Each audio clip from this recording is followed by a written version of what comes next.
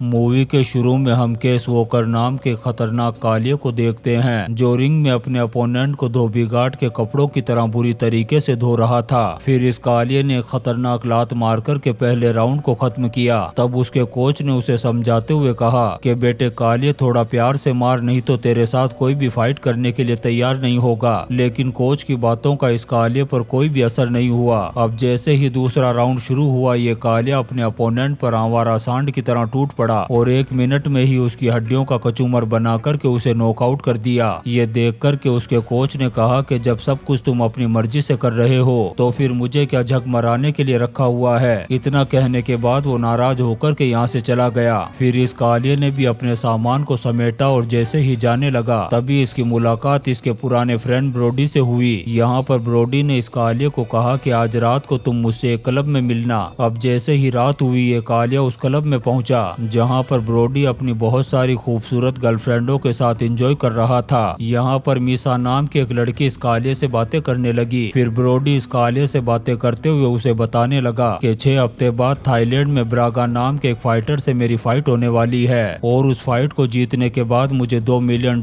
मिलेंगे। तब इस कालिए ने कहा कि बेटा तू ब्रागा को जानता है, वो कितना खतरनाक फाइटर है। वो 1 मिनट में ही तुझे नासा के रॉकेट में बैठा कर के ऊपर पहुंचा देगा। ये सुनकर ब्रोडी ने कहा कि मैं उससे फाइट करना चाहता हूँ, लेकिन इसके लिए तुम्हें मुझे ट्रेन करना होगा। लेकिन इस कालिए ने इस चीज के लिए साफ मना कर दिया। तभी यहाँ पर 2 लड़कियां आई और ब्रोडी को अपने साथ पार्किंग एरिया में ले गई। वहाँ पर एक लड़की उसके साथ चुम्मा चाटी करने लगी। तभी उस लड़की के टकले हस्बैंड ने आकर के ब्रोडी को एक जबरदस्त घुसा मारा जिससे ब्रोडी की आंखें बाहर आ गई। अब वो टकला ब्रोडी की ओर धुलाई करता, इससे पहले ही कालिए ने आकर के उसकी धुलाई कर डाली और कहा कि साले टकले भाग यहाँ से। इतना कहने के बाद वो ब्रोडी को लेकर के उसके घर चला गया। फिर अगली सुबह ब्रोडी ने इस कालिए से फिर से रिक्वेस्ट की कि अगर तुम मुझे ट्रेन करोगे तो इसके बदले में मैं तुम्हें बहुत सारे पैसे दूंगा। फिर काफी सोचने के बाद इस कालिए ने इसके लिए हाँ कर दी और उसके साथ थाईलैंड जाने का फैसला किया। अब जल्दी ही ये दोनों थाईलैंड पहुंच गए और एक होटल में रूम भी ले लिया। वहीं दूसरी तरफ हम हुगो नाम के एक आदमी को देखते हैं जो उस फाइटिंग चैंपियनशिप का ओनर था और उसके बारे में अनाउंस कर रहा था। तभी एक रिपोर्टर ने खड़े होकर के ब्रागा से उसकी वाइफ के बारे में कुछ गलत सवाल पूछ लिए, जिससे ब्रागा ने गुस्से में आकर के टेबल उठा कर के फेंक दी और अंदर जाकर के सारी चीजों की ऐसी की तैसी कर डाली। उसका इतना खतरनाक गुस्सा देख कर के ब्रोडी की भी फटने लगी और वो सोचने लगा कि ये सांड तो मुझे कच्चा चबा जाएगा। उधर ये कालिया ब्रोडी के जिम में पहुंचा जहां पर ब्रोडी का पहला ट्रेनर मेटी इस कालिया से कुछ सवाल करने लगा, लेकिन इस कालिया ने उसकी बात का कोई भी जवाब नहीं दिया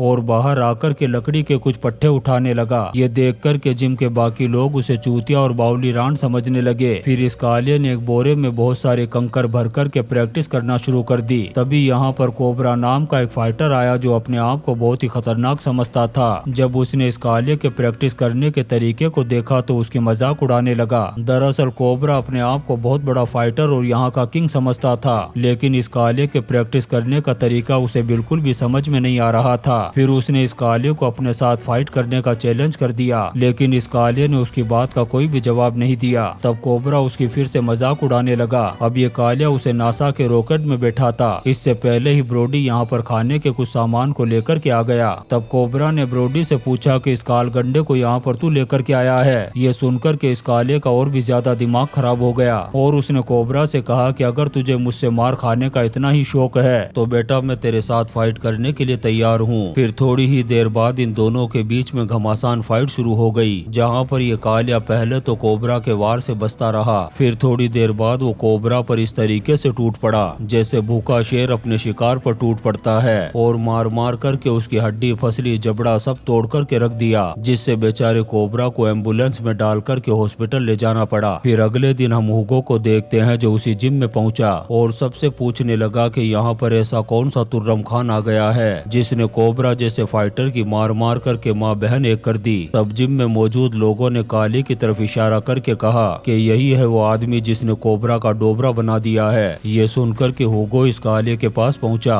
यहाँ हमें पता चलता है कि ये दोनों एक दूसरे को पहले से ही जानते थे। फिर थोड़ी देर बात करने के बाद हुगो जब यहाँ से जाने लगा तभी एक दूसरा फाइटर आकर के हुगो से कहने लगा कि बॉस आप चाहें तो मैं कोबरा की जगह ले सकता हूँ। लेकिन हुगो को ताज नाम के उस फाइटर पर बिल्कुल भी भरोसा नहीं था। ये सुनकर के कालिए ने ताज को चैलेंज करते मारते हुए कहा कि आजा बेटा, तेरी भी नासा के रॉकेट में सीट बुक करता हूँ। ये सुनकर के हुगो भी इन दोनों की फाइट देखने के लिए यहीं पर रुक गया। अब ये दोनों रिंग में उतरे और इनके बीच में फाइट शुरू हो गई। यहाँ पर कालिया ताज को मारने की बजाय उसके वार को सिर्फ रोकने की कोशिश कर रहा था। उसे देखकर के ऐसा लग रहा था कि जैसे वो ताज को एक छोटा बच्चा समझ रहा है। इससे हुगो भी समझ गया कि ताज इस कालिया के सामने कुछ भी नहीं है। फिर वो भी थोड़ी देर तक देखने के बाद यहाँ से बाहर चला गया। फिर हम मीशा नाम की उसी लड़की को देखते हैं जो इस कालिया से क्लब में मिली थी। दरअसल मीशा हुगो के लिए पब्लिसिटी असिस्टेंट का काम करती है। फिर हम ताज को देखते हैं जो शाम के वक्त अपने फ्रेंड के साथ इस कालिया के पास पहुंचा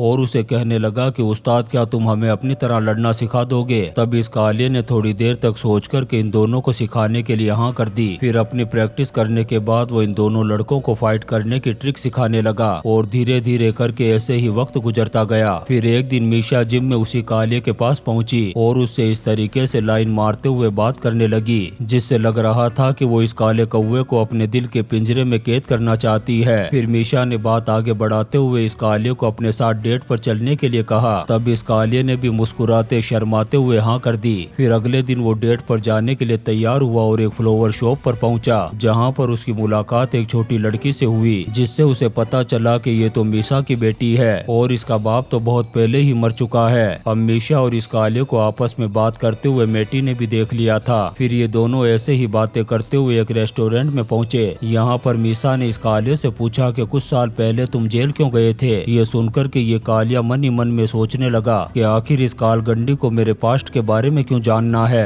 ये बात उसे बिल्कुल भी अच्छी नहीं लगी और वो गुस्से में आकर के उठकर के वहाँ से चला गया। वहीं दूसरी तरफ हम हुगो को देखते हैं जो ब्रोडी से कह रहा था कि भाई आखिर तू ये फाइट लड़ना चाहता है कि नहीं? साले तू अपनी बॉडी पर तो बिल्कुल भी ध्यान नहीं दे रहा है, इसलिए तुम्हें इस फाइट के लिए स्टेरॉइड लेने पड़ेंगे। ये सुनकर के ब्रोडी ने भी हुगो की बात मान ली। अब हुगो के जाने के बाद मेटी ने ब्रोडी से कहा कि तुम्हारा दोस्त कालिया तो हुगो की असिस्टेंट को होटलों में लेकर के घूम रहा है। जब ब्रोडी को ये बात पता चली तो वो जिम में उस कालिया के पास पहुंचा और उसे चैलेंज करते हुए अपने साथ फाइट करने के लिए कहा। अब ये दोनों जैसे ही रिंग में फाइट करने के लिए उतरे तभी ब्रोडी ने तो इस कालिया पर अंधाधुंध वार करना शुरू कर दिए। उसे देखकर के ऐसा लग रहा था कि जैसे कालिया और मेसी के रिलेशन की वजह से ब्रोडी के पिछवाड़े में आग लग गई हो। लेकिन ये कालिया तो इस फाइट को नॉर्मल समझकर के उसके वार को आराम से रोकने की कोशिश कर रहा था। पर ब्रोडी ने जब इस कालिया को उठा कर के नीचे पटका तब इस कालिया का दिमाग सटक गया और ये अपने असली रंग में आ गया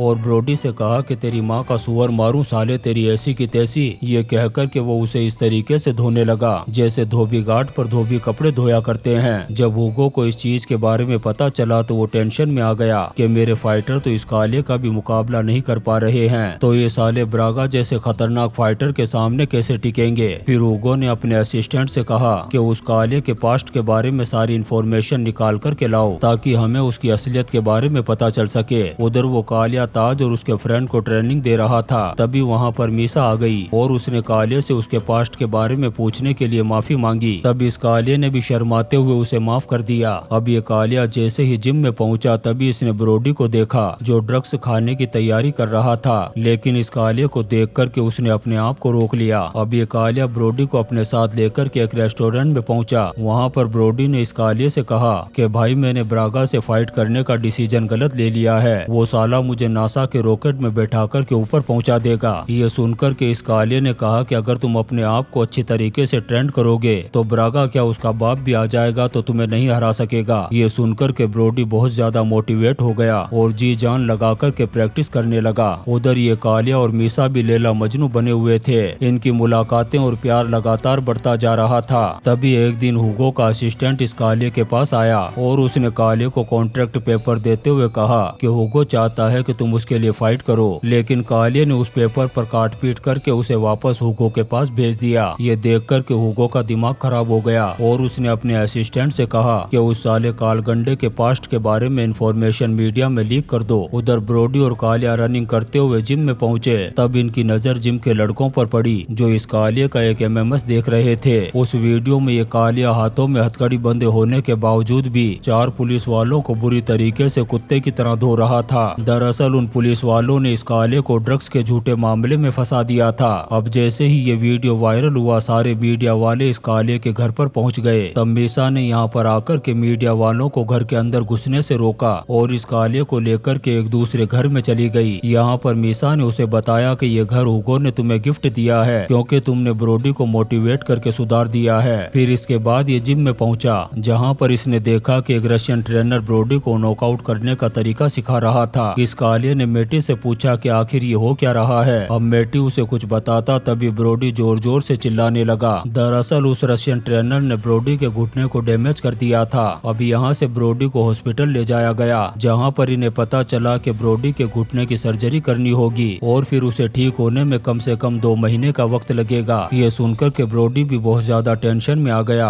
क्योंकि अब वो ब्रागा से फाइट नहीं कर सकता था। फिर शाम के वक्त हुगो इस कालिया के पास पहुंचा और उसे पैसों से भरा हुआ बैग देकर के कहा कि मैं चाहता हूं कि ब्रोडी की जगह ब्रागा से तुम फाइट करो। अब ये कालिया भी ब्रोडी की जगह ब्रागा से फाइट करने के लिए तैयार हो गया और जी जान लगा कर के प्रैक्टिस करना शुरू कर दी। फिर शाम के वक्त जब वो मीशा से बात कर रहा था तभी उसे याद आया कि हुगो ने ही ब्रोडी के लिए एक नया ट्रेनर भेजा था और उसी ट्रेनर ने ब्रोडी के घुटने को डैमेज कर दिया। अब ये कालिया यहाँ से फौरन जिम में पहुंचा और उस रशियन ट्रेनर के लॉकर को तोड़ करके उसके फोन को चेक करने लगा जिसमें हुगो को एक मैसेज सेंड किया हुआ था और उसमें लिखा हुआ था कि मैंने आपका काम कर दिया है। अब इस कालिया ने जिम के सारे लोगों को एक जगह पर जमा किया और हुगो की सच्चाई बताते हुए कहा कि उसने मेरी फाइट ब्रागा से करवाने के लिए जानबूझकर के ब्रोडी को इंजर्ड करवाया था। यहाँ पर उसने एक प्लान बनाया और सबसे कहा कि वो अब इस फाइट को अपने तरीके से लड़ेगा। फिर जल्दी ही फाइट का दिन भी आ गया। यहीं पर हम हुगो को देखते हैं जो इस कालिया की जीत से बहुत सारा पैसा कमाना चाहता था। यहीं पर मीसा ने भी हुगो के साथ काम करने से मना कर दिया था।